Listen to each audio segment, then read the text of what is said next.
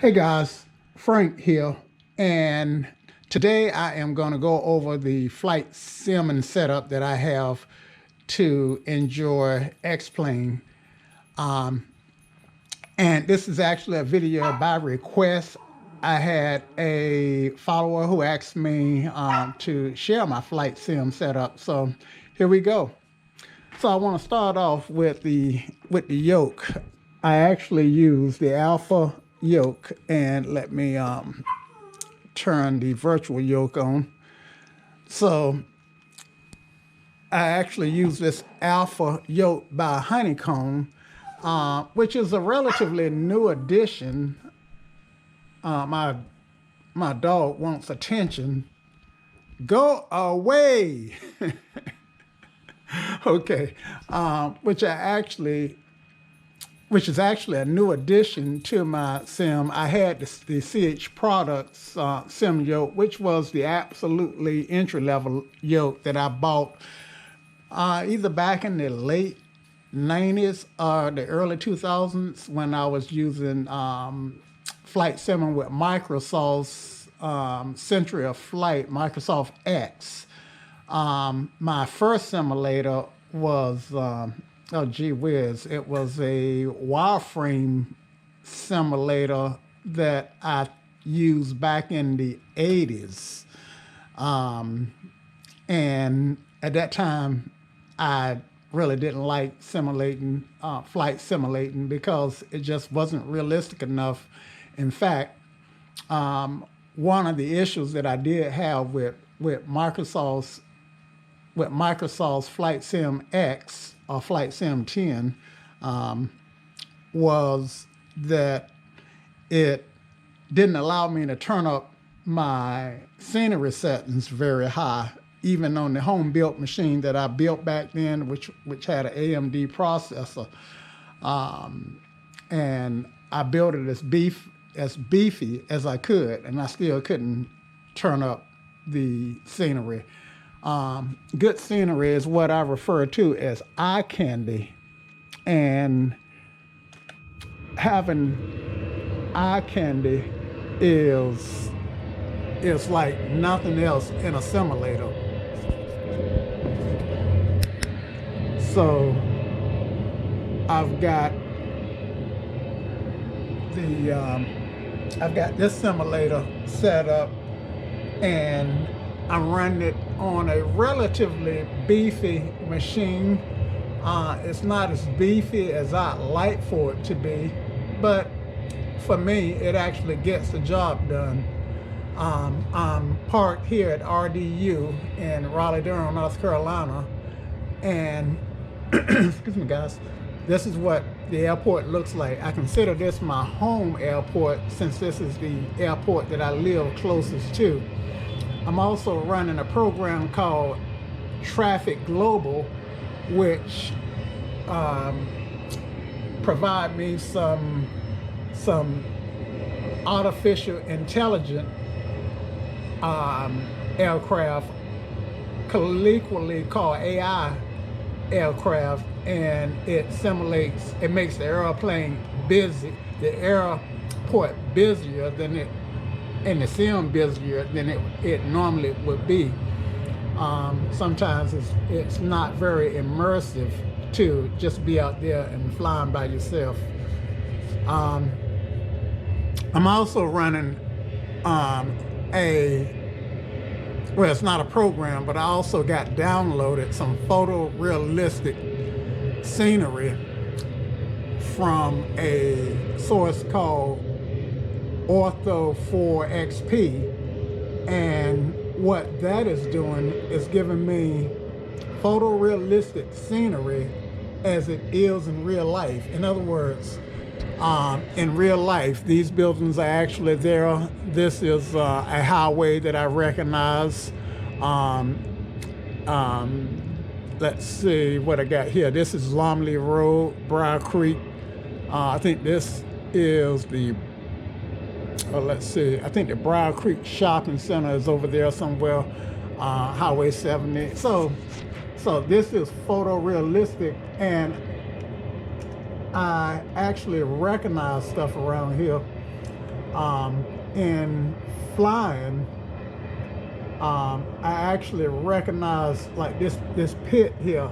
I never knew that pit was there until one day I was flying with a friend, and we came in and landed on runway 32 at RDU, and I was able to observe that pit in real life. I have since then had an opportunity to do some touch and goes at RDU back when I was taking flying lessons, which was a good 10 years ago. Actually, I think probably closer to 15 years ago. And to get out and take some more flying lessons is something that I plan to one day continue doing. But until then, I can do the next best thing, and that's getting a virtual aircraft with a virtual setup and kind of fly around. Anyway, so this is the Honeycomb yoke, and it controls my pitch, pitch up, pitch down, and my bank or roll, roll left, roll right, and so forth and so on. It also have a bank of lights, and this particular aircraft doesn't do a good job at model. It's not the best one for demonstrating the lights, but this red button here is, well, it's actually behind that guy there. This red button here I can turn off and on with the yoke and the battery. This is the alternator button. This is my fuel toggle, and my landing lights, and so forth and so on. So I'm able to actually use these buttons. This is what I can use to crank the airplane. You can see it's actually tied to the virtual cockpit. And I also use the Saitek yoke, the Saitek Throttle Quadrant to control my mixture, my prop speed, and my throttle. Now, what the mixture does is it controls the amount of gas to air that's going into the fuel system, that's going into the ignition system, not the ignition system, but it's going to the cylinders to create the spark that provides the compression to drive the engine. And if you liken it to a car, and if you live in a very high altitude, you would know that your cars tend to be tuned a little different than cars that are closer to sea level. And that's because the higher up you get, the thinner the air is. So you really need to provide less gas and more air to the fuel, to the mixture. And the same is true for these fuel injected and carbureted aircraft, as well as I think turbo aircraft tend to use condition levers and not so much these mixtures. But you get the idea. My prop speed is for aircraft that have a constant prop speed. So once I'm out of my climb, then I can actually slow my engine down and conserve some gas by changing the blade deflection on my props so that it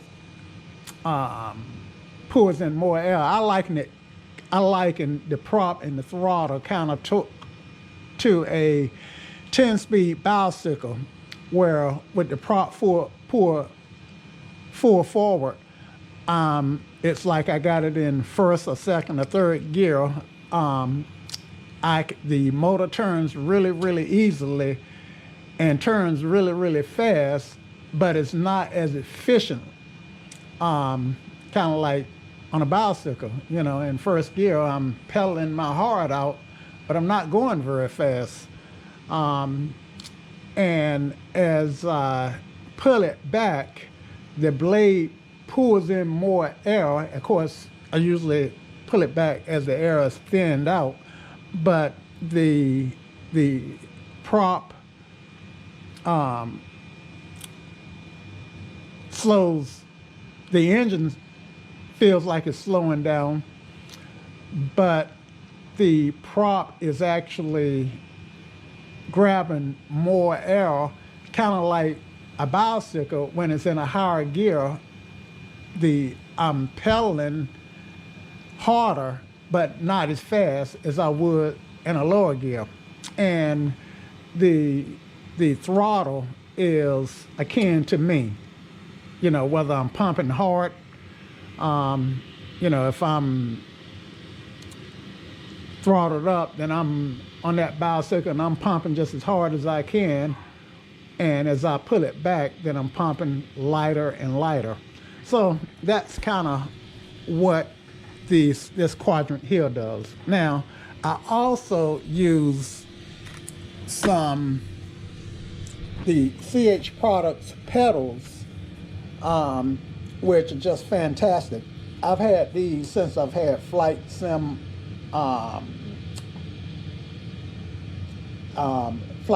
X back in the early 2000s, and these are still going strong. What I use these for is to steer the plane when I'm on the ground. Unlike a car, you do not steer with your yoke, you steer with your pedals. So if I wanted to go to the right, then I push this guy in. If I wanted to go to the left, I push that guy in. And as you can see, as I push, it's tied to my virtual rudder pedals.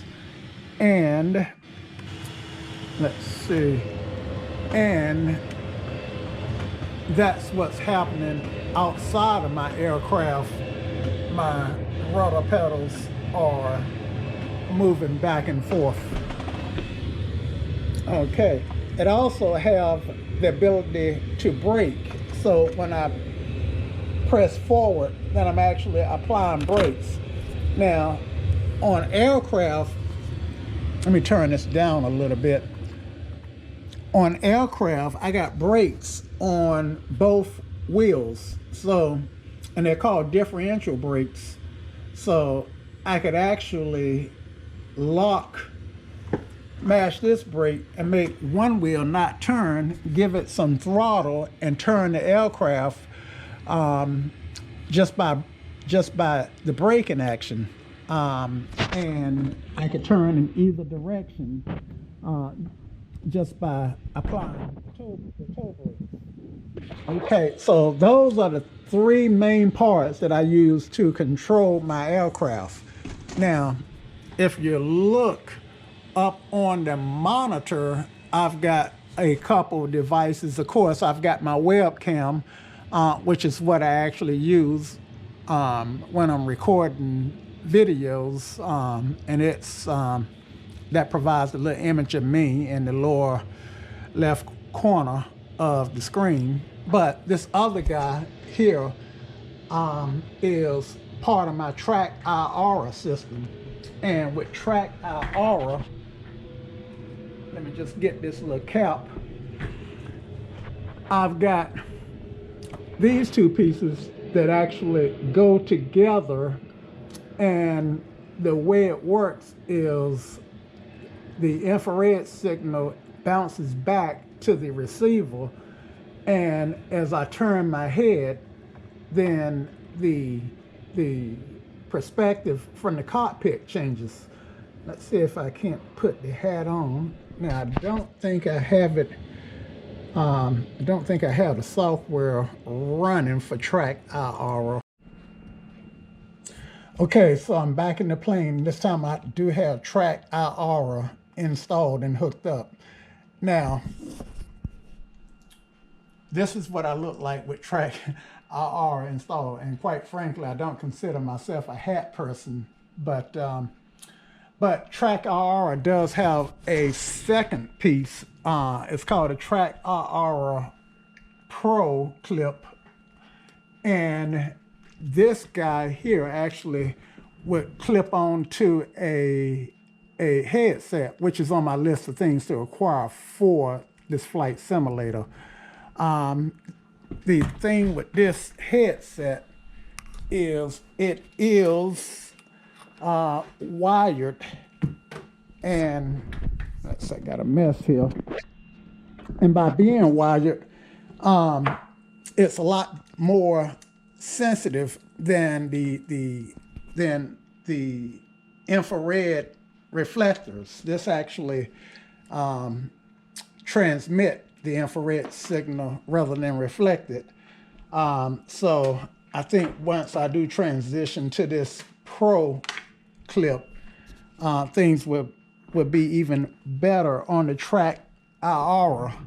So with that said, let me switch to the TrackIR system, and if you can see, I can zoom in and look at stuff.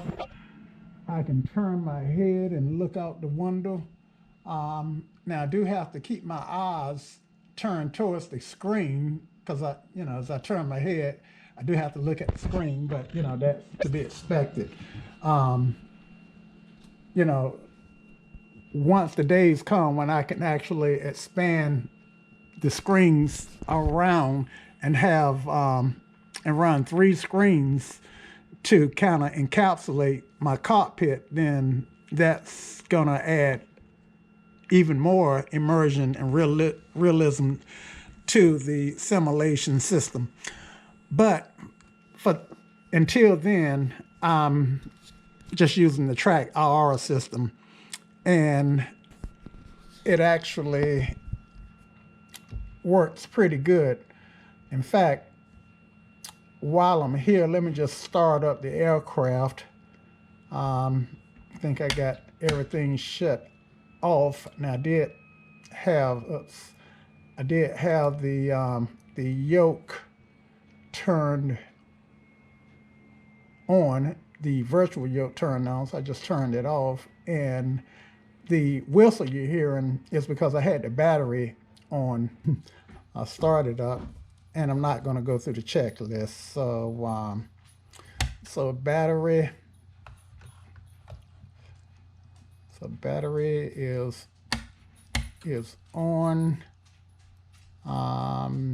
Avionics bus is on, and turn that avionics bus off and shut. Yeah, I'm gonna turn the avionics bus off. Okay, I'm a little distracted here because my TrackIR was misbehaving. Hopefully I got it straightened out. Okay, so turn the gas on and go ahead and turn the fuel pump on, prime it up a little bit, and bring it back to lean it out completely, and go with prop clear. All right, so and bring up the mixture, bring down that throttle, check my oil pressure, it's looking good, and bring it back to about 15. I didn't turn on my beacon light, should have, but turn on my taxi light. And actually I'm gonna turn my alternator on and my avionics, and let's just go for a short flight here. Let's see, okay, so release my parking brake, and this aircraft is not modeled to the extent that flying on a cold engine doesn't seem to bother it at all. Some airplanes, you have to let the engine warm up. Otherwise, you won't get the compression that you need to get to for flight. Now, see how my TrackIR is misbehaving. And so this one I am going to send back. Been trying to determine, was that a me problem? Was that something going on with me or the system? And I actually think it's the system now. So give it some gas. And I know I'm actually on the taxiway, but I'm not on the runway. That's okay though. Like I said, I'm distracted with this TrackIR. I don't want to call the name of an actor who landed on the runway, but I'm doing the opposite of him. So I should get a call from the FAA.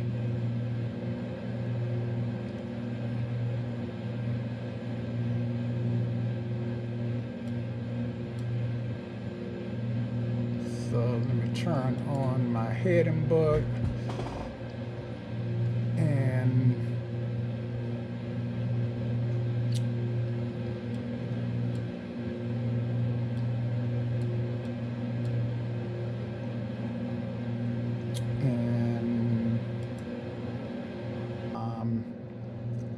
if I can get down another 1,000 feet, and let's see where my trim is set to. Should be in a nose down. Okay, so let's turn towards that runway now. Hopefully I'm out far enough to bleed off enough speed to set her down. And my compass, I'm down too far, so let me raise my nose. And there's my airport. It looks like we're gonna take 5 left. Let me see now. I forget that I got I got the ability to just turn my head and look out the window.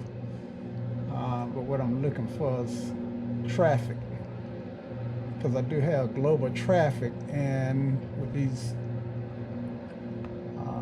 big heavy jets landing on this runway, then in fact I see I got a jet on the runway, and he must have just landed because he's going too slow to be taken off. I got my power pulled back all the way. I need to put some landing gear down, and it takes landing gear a while to come down on this bird. And it's down.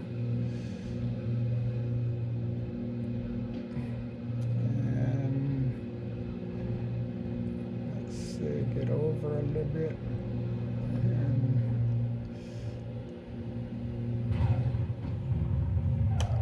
and acceptable landing. I'm surprised that I did that well on this landing.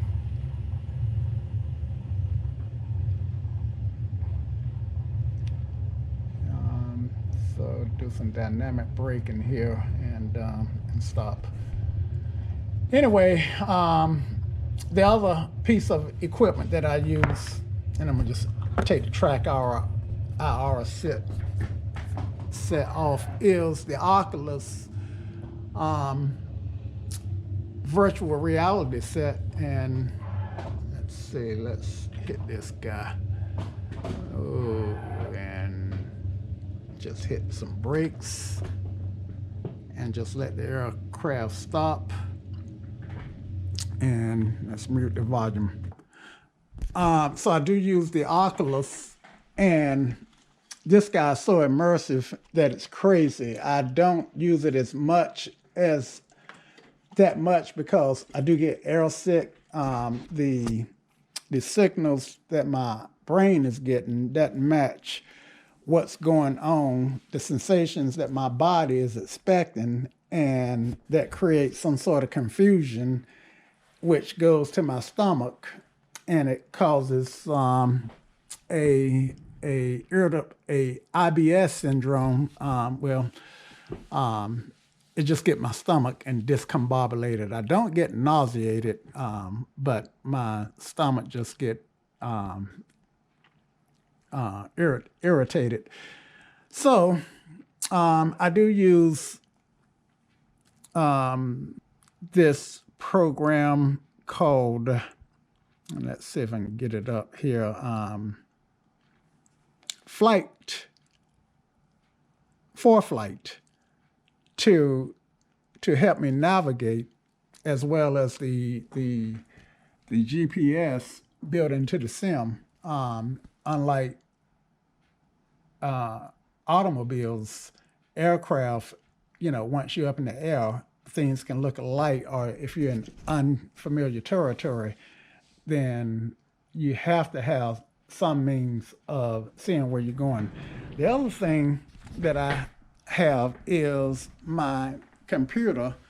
I'm running an Intel i7 6700K processor and a GeForce GTX 1080 Ti video card, along with a SSD drive and the other stuff that you'd find in a high power or beefy machine like the 700 watt power supply, because with all these with that processor and that graphics card, it does pour quite a bit of power and it generates quite a bit of heat. So with all that said, this is my flight sim setup, and if you have any questions about my setup, then just leave it in the comments below. One thing that I am looking for feedback on is a name for my flight sim channel. I don't know if I'm going to continue to do flight simming videos. I am not a dynamic speaker. It's as if my ability to speak is declining rather than improving. But nevertheless, I might give it a go anyway. So if I do, then I think I ought to have some sort of name for my channel. Right now, I'm thinking of using VGA, V-GAA, and that would that's the acronym for Virtual General Aviation Avatar, General Aviation Aviator. See what I mean about losing my ability to speak? Word fine, stay focused. Anyway, so if I can make videos, then you can too, is the bottom line. But nevertheless, that's where I'm at. And this is my sim. Hope you enjoyed this video, and we'll talk later. A good pilot is always learning.